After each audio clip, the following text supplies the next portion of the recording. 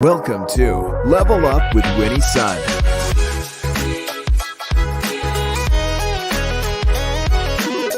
Market update. Speed round. Award-winning financial pro. And now, get ready. I present to you Level Up with Winnie Sun.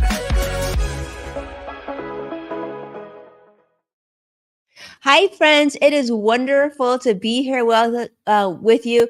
Welcome so much to today's live level up conversation. Whether you're tuning in live or you're catching me on replay, it is such a thrill. And I'm so grateful that you are here. Hope you're having a great week. You know, it's Tuesday.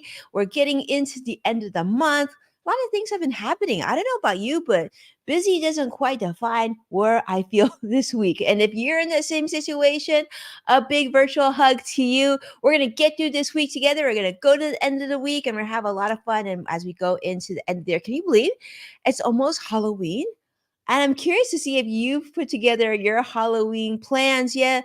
I really haven't, but that's okay because there's so much other things going on in the world, right? I see CrossX Fighter joining from YouTube Live. Thank you so much, buddy. It's so great to see you. And thank you so much for making the time. Let's start and tell you how the market is doing. For those of you who are brand new to the show, I'm your host, award-winning financial pro, Forbes contributor, and a CNBC council member. And we like to start the show and just talk to you about where the market's currently at. The Dow is currently up 153 points currently. NASDAQ is up 64 points as well. And the S&P 500 is up 18 as well. So positive across the board. We'll take it. Those are good days. And certainly we hope this will continue. You know, I've found a lot of really interesting financial stories to share with you today. I hope you enjoy it. And this one may not come to that big of a surprise to many of you. But of course, we talk about financial news and business news, and it wouldn't be complete without talking about Elon Musk. And Elon, let's just say, with all his businesses, he's sort of the master of like multitasking, if you will.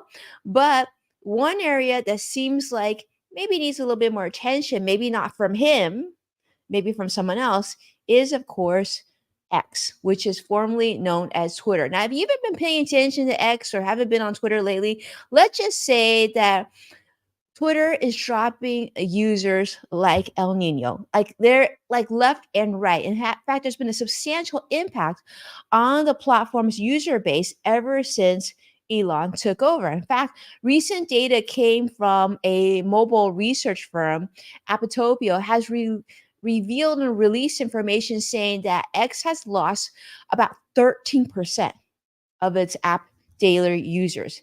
This is actually a huge number. This is since Elon acquired the company in October of 2022, which, let's just say, it's a 1 year anniversary of it being taken over, and it's been just further decline. In fact, they're talking about they get data, I guess, on over 100,000 apps on iOS and Android. And based on public available sources, they're saying that the decline, we're talking like millions of users. In fact, those prior numbers were about 140 million app users on Twitter. And now it's closer to like 120, 121 million. So this is a significant reduction in its reach. And this is interesting because, of course, you know, Elon has brought in a CEO, and Yakanori, and she has been telling advertisers that, you know, user engagement has been at a historical high, but it's actually not the case. In fact, the numbers keep on dropping. This is tremendous. In fact, one of the things that people really don't like about it, myself included, is the whole rebranding from Twitter to X. This happened in July. And of course, this resulted in a 5% daily users just in both August and September itself. And people really are not happy about losing the Twitter bird as well. That iconic branding, the blue bird, the Twitter bird, people like that. And that just seems to have added to the dislike. The logo, the blue bird. But it's really interesting is once they sort of rebranded to X, I don't know if you're paying attention, Linda Yacarino, who is now X's CEO, but people really didn't like that change. In fact, once it moved over to X, they realized the time that people spent on the platform really dropped tremendously. And in fact, the top 10% of power users account for the significant portion of usability on Twitter, which amounts to about 15 minutes per day. And I mean, obviously you might spend less or spend more, but that's sort of the direction that's going. And so the biggest thing that they've noticed is ever since Elon has taken over, a lot more negative terminology has been on the platform. This is what they're reporting. In fact, they're saying the algorithms are saying that it's becoming a little bit more challenging for fast moving news events. But then there isn't really a competitor right now, right? So Threads, which is out of the meta world, doesn't really seem to be a true competitor yet.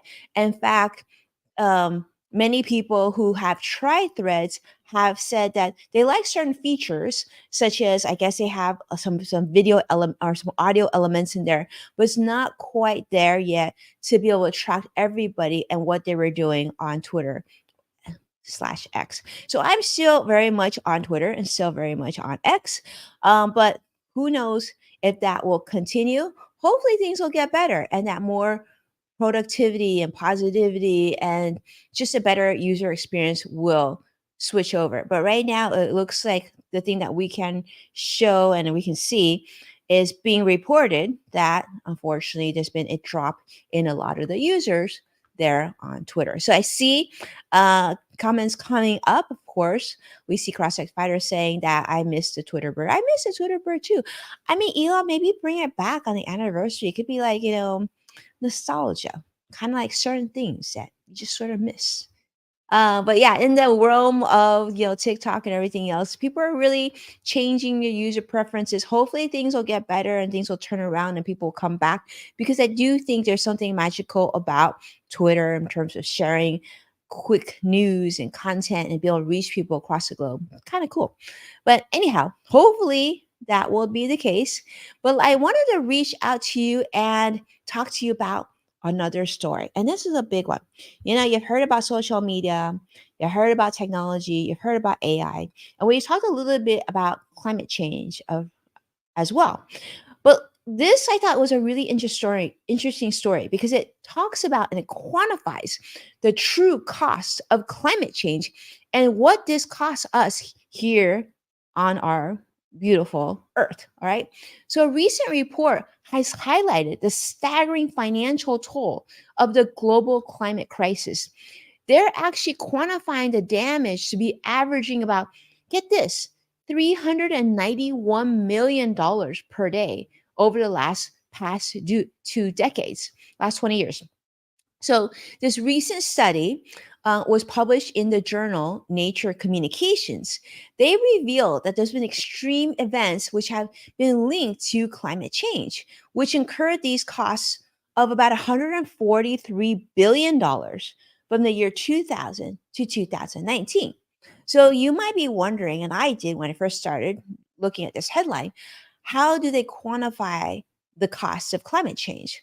Well, they're saying 63% of these costs were attributed to, of course, human loss of life, and with the remaining stemming from property and asset destruction because of climate change. Really, really, really, really sad. So, given that 63% of this is human loss, right? We're talking probably about productivity, jobs, wages, taxes being paid, and things like that. But even that, I mean, like, can you really put a price tag on human loss? I guess in terms of this study they did, it was pretty sad to think that that happened. But so they're saying high mortality events, right, including the tropical cyclone event of 2008, European heat wave of 2003, and actually things that happened in Russia as well. So a lot of things. I want to have you just take a look at this article really quick.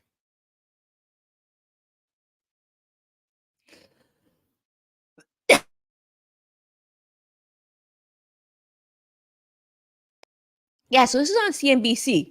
So definitely take a look. If you haven't seen it yet, I would invite you to kind of take a look and see if you can see and just get the word out because climate change is really costly, not only on human lives, but financially as well. So if you're hoping for your portfolio, your family, your household to continue to prosper, we got to pay attention to things like this.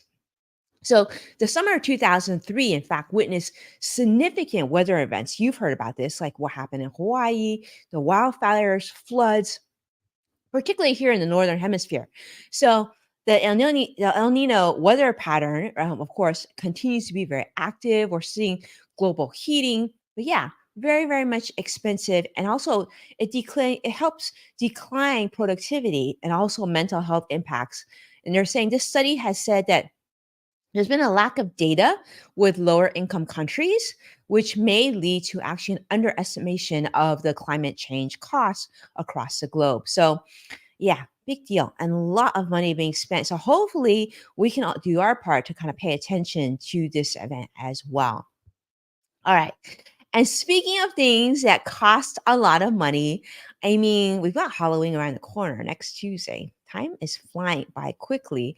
But this is a topic that I actually had with my kids. And for those of you who are a modern mom, this is a story that I want to make sure is on your radar. In fact, if you follow our show In the Loop with Greg Nibbler, you may have heard Greg made a comment on the show and he says, "Have you seen the cost of candy?"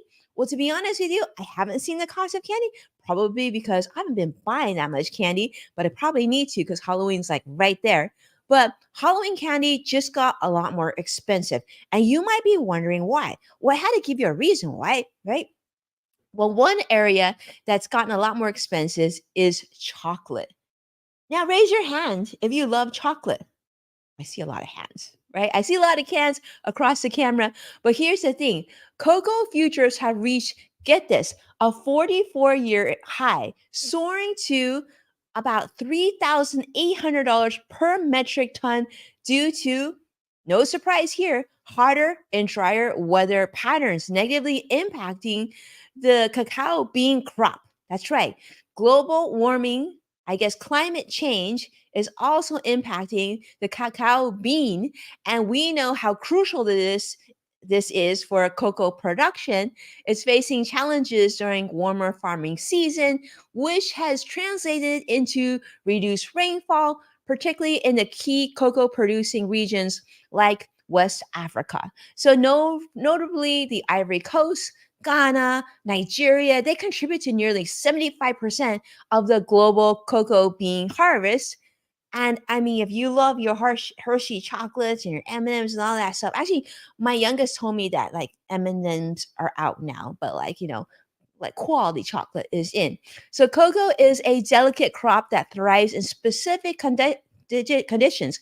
Kind of like for those of you who love your wine in Napa Valley, right? You know how important humidity, the right rainfall, like certain soil, all those things are crucial for plants to thrive. Well, they're saying that heat and dryness in these cocoa growing areas has really been sort of a weather phenomenon, and this is expected to persist until the first half of 2024. Hopefully, things will get better. If not, you're going to see chocolate prices continue to rise. So, if you love your hot chocolate, your chocolate sundaes, whatever your chocolate, let's just say it's going up. In fact, we've seen that September's candy prices have jumped by more than 7.5% higher than last year. So this year, if you're giving out chocolate, let's just see that's kind of a bougie move there.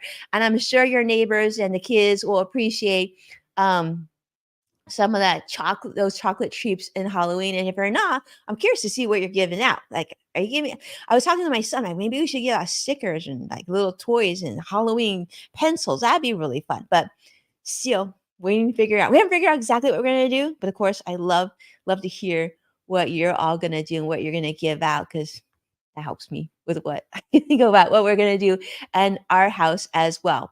All right, so now on to the next story. Then this is talking about running a startup. Now, I don't know about you, but I've been in business in the financial business for over 2 decades. And I will tell you, like, no week goes by where I don't feel like I'm still running a startup. I feel like, you're always sort of treading water hard, you're trying to work hard, trying to do all these different things. So I feel like I'm in this like universal mode of startup mode. Well, recently, some AI tools found that there are certain traits that will lead you to success. So if you're running a startup or you just feel like me, like you're always in startup mode, or you're thinking about starting a startup, this is information that's probably going to be pretty helpful for you. These are some key points out of a story from Fast Company titled Computer Scientists Have Predicted Whether Your Startup Will Fail based on certain traits of your personality. This was a study that was conducted by researchers from several universities, really smart people from Oxford and the University of New South Wales and some other universities. And they identified 6 personality traits that are predictive of startup success. And I want to share this with you because I feel like even if you're not running a startup, you kind of want to know like, do you have it in you to run a successful one, right? So they're saying that these are some of the traits. Now, I want you to take a moment and just ask yourself, is this you? Number one, they're saying fighters, people fight and decide like they're committed to fight. Those people tend to be successful. Operators who can get the job done, right? They can figure it out, they can tweak, they can make the tools work. Those are really important. Accomplished accomplishers. I had to think about that. What's an accomplisher? Someone who likes that sense of accomplishment, I guess. Leaders, obviously, you need leaders to get the job done, right? You want to see that job through. Engineers, got to have a good techie. And developers, people who write code, right? Really, really important. So collectively, they've called this foiled. I think they need to like think that. I'm not sure that I love the name foiled. But anyway, they're calling it foiled. You need foiled for success. So research is based on data that they collected from over 21,000 startup founders.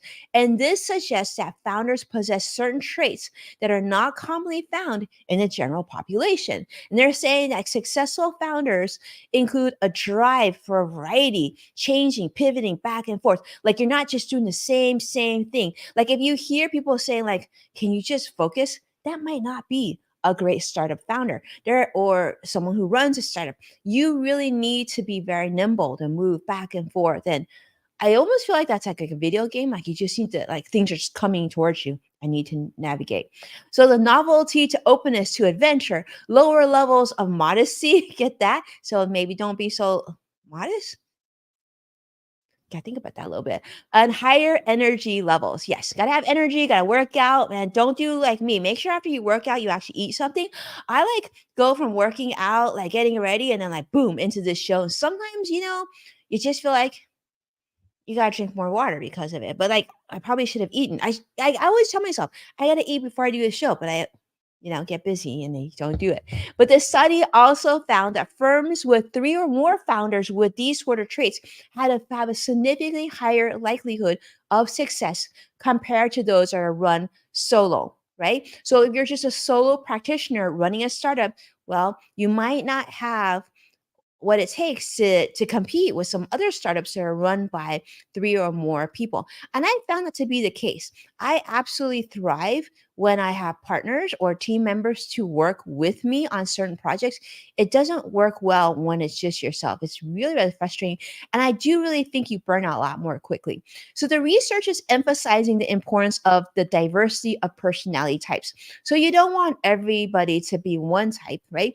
But you want different members of the foiled community. The study is showing that machine learning algorithms have achieved about 82.5% accuracy rate based on distinguishing successful founders based on, get this, their Twitter posts.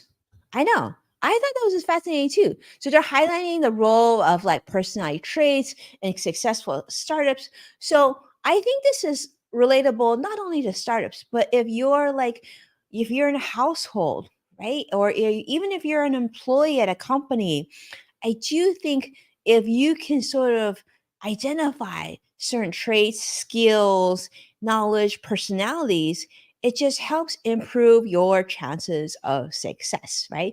Even if you're a student in a classroom, if you have some of these traits, that startup personality could probably help you reach the top of whatever mountain you want to be on top of. Maybe on a sports team, like those little traits, that little something that'll help give you that advantage in the global competition world, if you will. Well, I hope that you found that helpful. I'm going to circle back. Let's take a look at the market and see how it's doing. Currently, the Dow is up 209 points.